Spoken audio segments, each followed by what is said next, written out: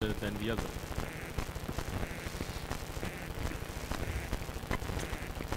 I must say that there is no evidence I won't present any evidence, but I took the liberty to take a series I made in 1994 and compare some of the outcome data with the data we have in the most recent studies. So it might give some time for reflection, because this series is done with a semi-construct, not segmental pedicle screw, but pedicle screws in the lumbar region, hooks in the upper region, and but you can see the results.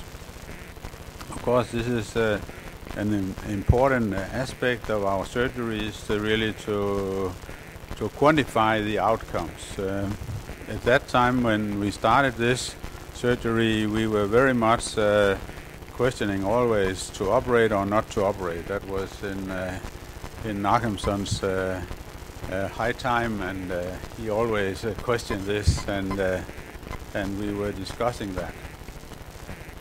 Again, the classification, I'm mostly going to talk about progressive idiopathic scoliosis and probably also some secondary adult scoliosis in these studies here. But it's clear that when we talk about adult scoliosis, it's a different pattern compared to idiopathic scoliosis, adolescent idiopathic scoliosis below 20 years. We did not discuss when it really changes. The start of degenerative changes appears, in the 20s, and we see when we get into the 30s and 40s that we have a dominance of back pain, and we have also sometimes radicular pain, and in the older age group, claudication. If we look at the selection of operative versus non-operative treatment in patients with adult scoliosis, we can see that there is definitely a pattern giving those patients with high pain scores a higher likelihood of having surgery. So pain is a determinant factor in decision making for this group. So, to understand what we are standing in front of is that we can have maybe three situations. One is a stable asymptomatic curve, another one is a progressive one, another one is maybe both progressive and disabling deformity. So we have to justify the surgery.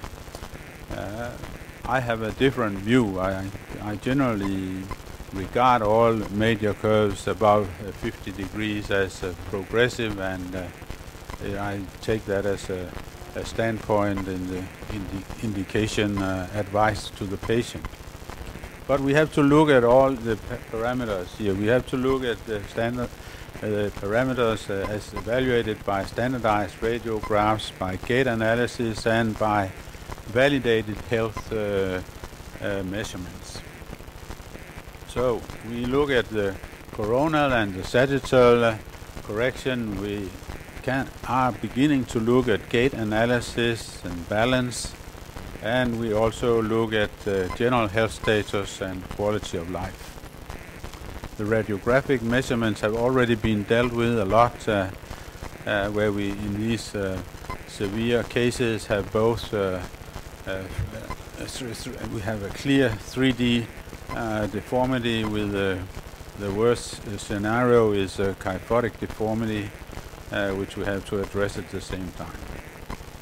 This can be done now with the so-called third-degree instrumentation, but also the third-degree understanding of surgical correction.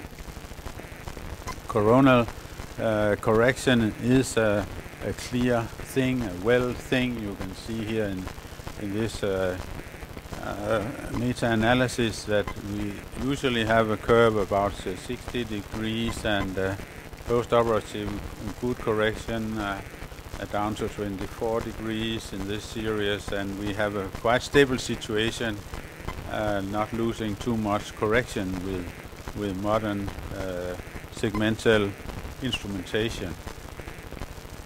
So the major curve correction after surgery in these important three references were in the first two low it was around 42%, and in the latest, which probably represent also a group where you go 360 degree, where you do supplementary posterior lumbar interbody fusion. Here the major curve correction is even higher, but the number of patients also significant less.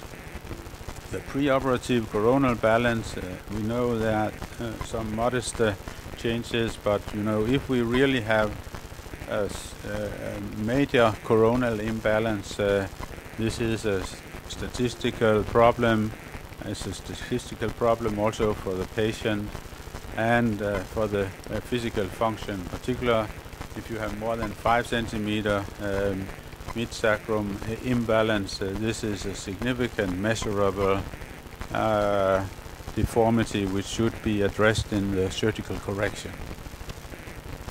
The kyphosis we already talked several times about is very important, and I should maybe not repeat this.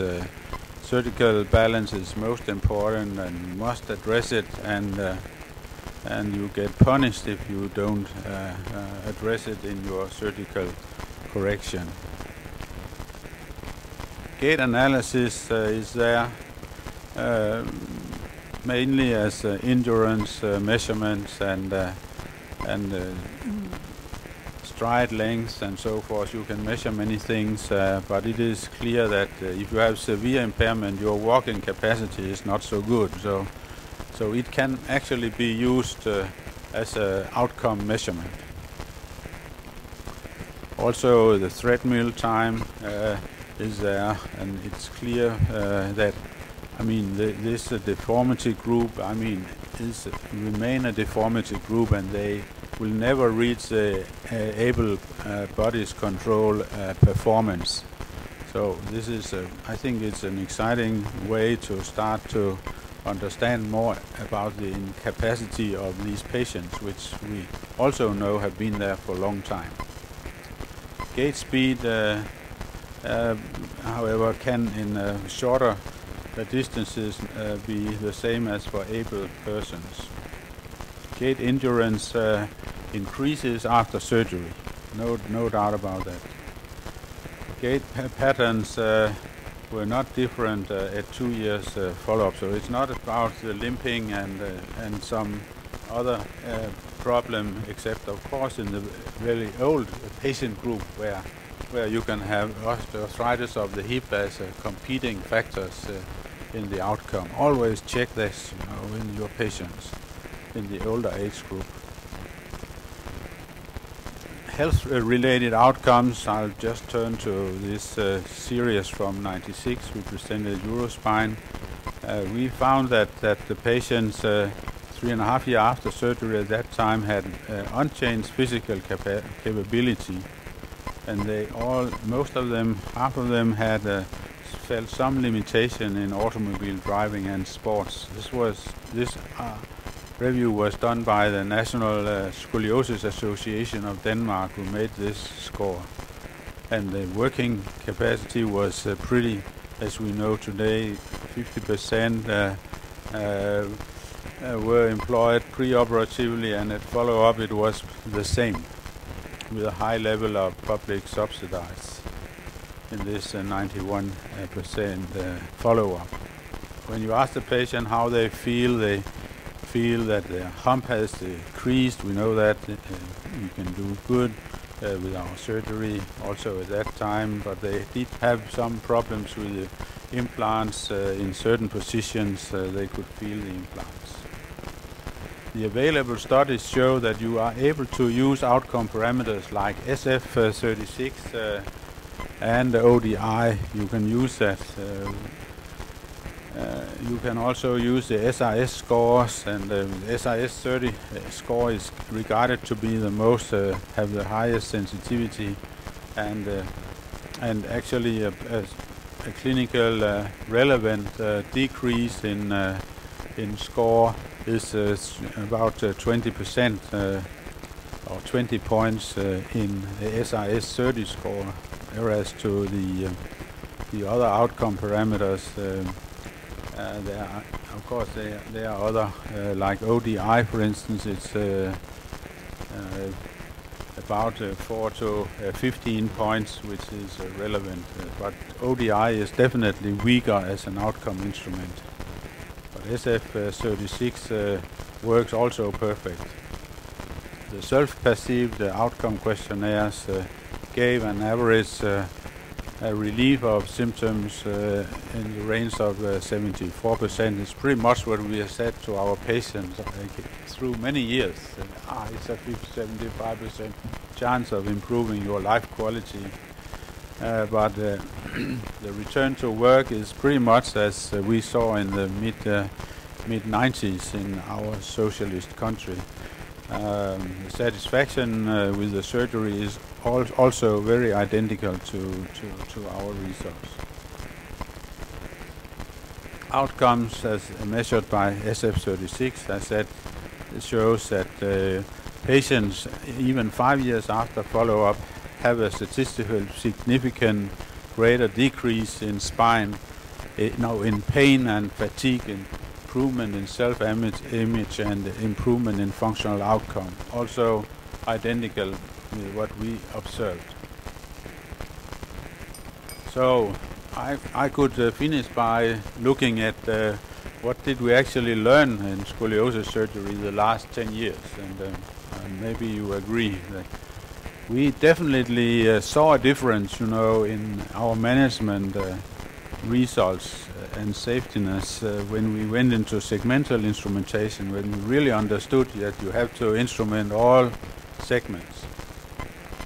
And when we learned to focus on the sagittal balance, we have done that for a number of years, of course, and we have been playing with the Smith-Petersen osteotomies and the pedicle subtraction osteotomies. I cannot underestimate the value of the Smith-Petersen osteotomy when you do the release. It's very fabulous what you can actually achieve also with regards to sagittal correction. When you do the Smith-Petersen going throughout, you really mobilize the spine in these patients. If you will, for instance, look at those subgroups with rheumatoid arthritis, they're totally stiff, frozen in the facet joint, but when you go out there, you can really mobilize them. So many times you can really see the patient having this way, and it's important when you put the patient on the operating table that you allow for this perioperative sway during surgery. The posterior release is thus much more important than the anterior release, also in the frontal correction, which we don't think is so important. I agree with the previous speakers. We think, of course, life quality is a must, that we assess this both pre- and post-operative. And in the older class of patients, we frequently have to use fenestrated screws for perioperative vertebroplasty, kyphoplasty. And of course, when we fuse to sacrum, we always try either to put iliac screws or we try to go anterior with interbody fusion. The contraindications, I take those which we used in the beginning of the 90s, and I don't know, maybe you still agree on this, but we did not talk so much about psychology. But I think this is still a real thing, You have these women, 35 years with their first divorce and alone with their children, looking for the next husband, This, is a bad game. So I think you should think about this, the unrealistic expectations, the poor pain control. We run the pain drawing in all our patients to look for abnormal pain behavior. And of course, drugs, morphine, things of that should be eliminated before surgery. I don't think that any patient with a degenerative disease should have morphine and should have surgery if he got morphine. We have to get clear of this. And of course, the concerns about osteopenia and smoking. Thank you for your attention. Thank you, Cody. And I'd like to invite